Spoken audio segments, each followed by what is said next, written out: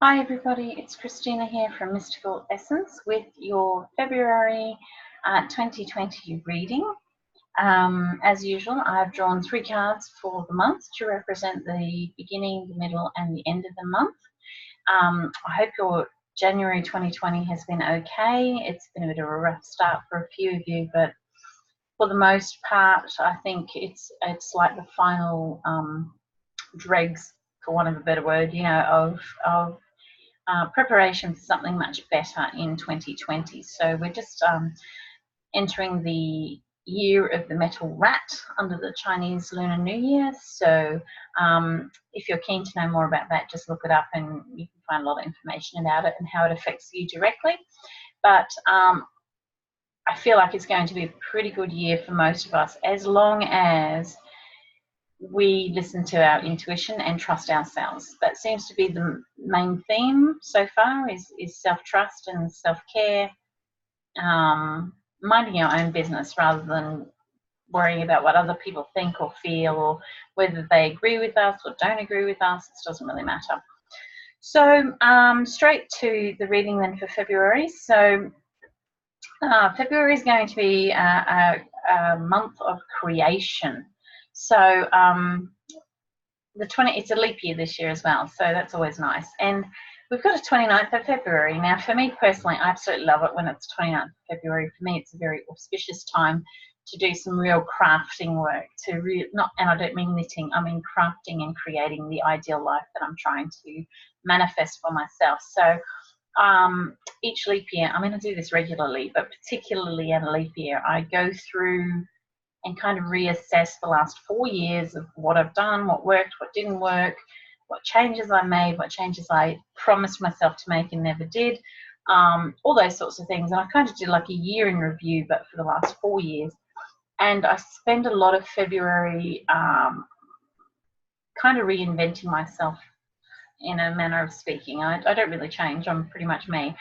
But I guess I take a mental stock of where I'm at and how far I've come in the 4 years, and where I still need to move and change, shift things around. So I'm not surprised then by what cards have presented. So I'm using the Horsepower Oracle cards by Jenny Reed. That's the cover, just in case you're interested in grabbing them. They're really cool because I felt like the horses they're fairly enduring, right? They seem to have a lot of stamina. They're very loyal, but they can also be very problematic, I suppose, when they need to be or when they want to be. So horses is an interesting energy, but I like horses for the fact that spiritually they're very loyal. They're a loyalty. So what I'm trying to do is instill a little bit of self-loyalty for you guys to really start honouring yourself this month. So it's interesting, the first card that came up today was Masquerade. So I'm hoping you can see that properly. So Masquerade is all about, staying true to yourself. So in this first half, this is from about 1st to 12th of February, we really need to make sure that we are honouring ourselves. That means if you need a rest, a holiday, a break, you need a massage, you need to get rid of old relationships that don't serve you, or any other changes that you feel are not right for you, you need to get rid of them basically and find other ways to manage them. If you can't, just cut and let go. So Masquerade is very much about being completely of your own accord. So being in charge of yourself, taking full responsibility for everything that you've created in your life, because remember, your outer world is a direct reflection of what's going on inside. So if there's things in your outer world that are creating havoc or chaos, you need to sort of take a check inside and go, well, hang on, where am I creating chaos within myself? And often that can be in that mental masturbation of never making a decision, which in itself is actually making a decision, because you're making a decision not to make a decision. And so the cycle continues. So with Masquerade, for this 10th, 1st to the sort of 12th, 10th to 12th of February, it's very important that you honour truthfully who you are and really take note and stock of where you actually are. So as human beings, we tend not to want to look at the stuff that we don't like. And we need to understand that if you do not take the time to look at what we don't like and working through that, you can't find a solution to move you forward. It doesn't work that way. So then from about the 10th to 12th through to about the 21st, by the feel of it, this is where we start creating, right? So we've just started doing the, reassessing where we are, taking stock of who we are, and we've got the visualization card coming up. So the visualization card is about you needing to really start visualizing what it is you actually want. Now, I'm going to put in a little thing here because one of the things that bothers me personally, and I've not ever made a secret of this, is that whole, if I just think positively, everything's going to be peachy. It kind of is true, but it really isn't. So basically what that actually means is that, yes, you need to have a positive attitude. So that means, firstly, that don't allow yourself to fall into victim every time something goes wrong. You know, one of the things that pisses me off on Facebook is certain people out there, the minute, the smallest thing shits their day, all you get is FML all across their Facebook page, like, fuck my life, it's so bad, I wish it would just go away and fucking die and blah, blah, blah. And it's like, dude, you got to remember this is a moment in your entire life, and it's a moment. Let's get real, right? It's a moment. Yeah, it might be a really shitty moment, and yeah, it might be really causing you pain and whatever. But you don't hang on to it for months and months and years and years and years. That's just stupidity. So making sure when I talk about thinking positively, it's more about gratitude practices. It's more about understanding that shit happens, and when shit happens, it's just for that moment. It's not the end of the world. It's not going to, potentially it's not going to be any more dramatic just because you say it's going to be more dramatic, right? So you have to be real, and you have to understand that, yep, I'm having a shitty day, I'm having a shitty moment, I'm having a shitty week, whatever it is, but the secret to it is not hanging on to it, not allowing it to dissolve and destroy your own happiness, right? And this is where people won't take responsibility for themselves, and it's one of my pet peeves. I have a few pet peeves, but that is one in particular, because everything that happens, you have had a part in creating that in some way. And more often than not, it's in your attitude and how you choose to look at things. So when I speak of positive thinking, I don't sit there and think, oh, just sit here and pray to the gods and everything will be fine. I get off my ass and I change the damn channel, right? If there's something in my life, I want $1 million, great. What am I going to do? If I sit here and just to the gods, I'm not going to get my $1 million, right? I need to go out and do something for it. So when you go into positive thinking mode, make sure it's real in the sense of acting on what you want. Just thinking it doesn't change anything. I can sit here and think all I want, that I'm a multi-millionaire with a yacht and a chalet in the Swiss Alps. Do I have any of that? No, because I haven't done any work to get that yet. Right? I just sat here and I've thought about it. It doesn't work quite like that. And a lot of people get caught up in the whole bullshit that if I just think positive thoughts, everything will be peachy. It's simply not true. Positive thoughts plus action equals peachy, right? And that's how we manifest. So you have to do the work. The second part about visualization is, say, for example, I'll use me as an example actually for this one. So one of my goals, I have many goals, but one of my goals is I want to be a multiple six-figure business owner, right? Now, it's not just because, oh, I want to be a multiple six-figure business owner, right? I have a reason why I want that. And part of the reason, I have many reasons, but one of the main reasons, my why as to why I keep persisting with the business and my trials and my tribulations and all of that learning that I do, is because my end game is I want to have enough financial stability to be able to purchase properties that I can turn into safe houses for women and children of domestic violence, right? That's my goal. Now, if I'm going to be a multiple six-figure business owner, I cannot make decisions based on what my current financial status is at this time, right?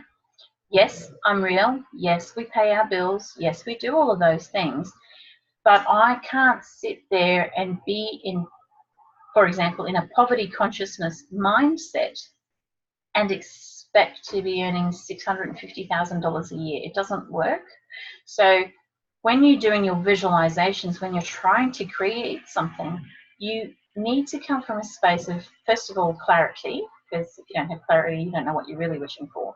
But secondly, you've got to come from that space of not if or when or if it happens, maybe, possibly, that self-doubt space. You've got to go, when I'm a $650,000 a year business owner, when I've got this, or actually, more importantly, don't even go when, go, I have got this.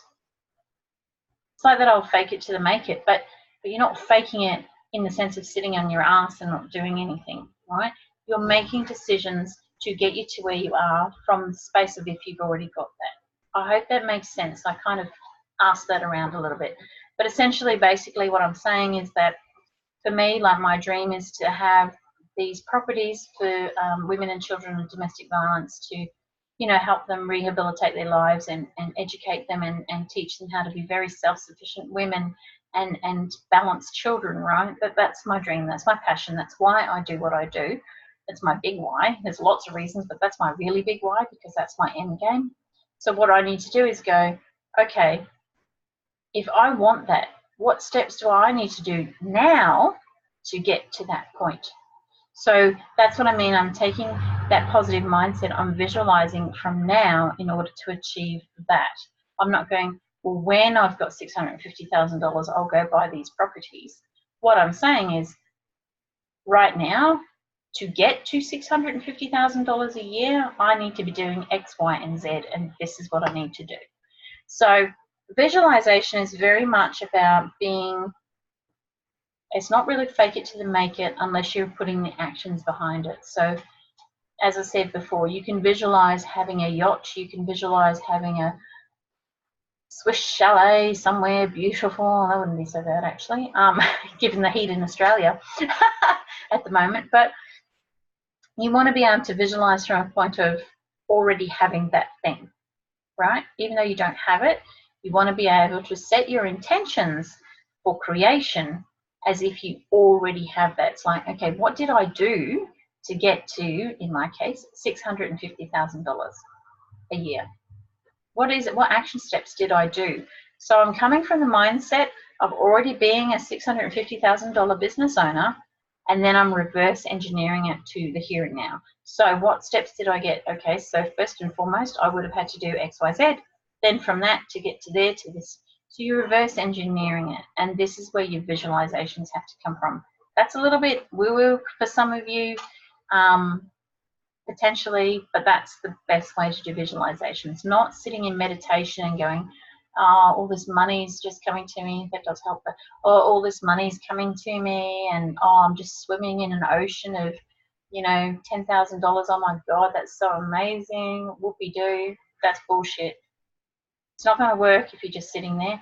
You visualize the $10,000 swimming in an ocean full of tens and thousands of dollars. Great.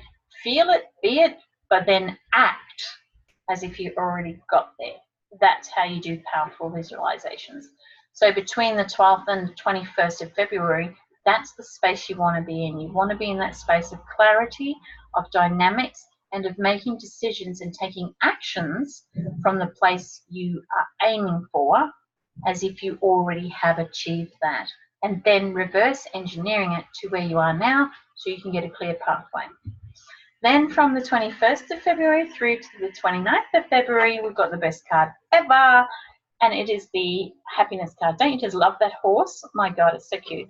So happiness. Now, for those of you playing it along at home, you've been seeing my 23 tips of happiness, and in the comments below each of those posts, I've written a blurb about it, which you're welcome to read, and some of you have, most of you haven't. So, but read the comment and you'll get an understanding of where that concept comes from. So what this means for the last half of February is making sure that So you've done the work, you've looked at where you are, you've taken full stock of where you are. Now you've created an idea of where you want to be, and you're reverse engineering your steps to get there.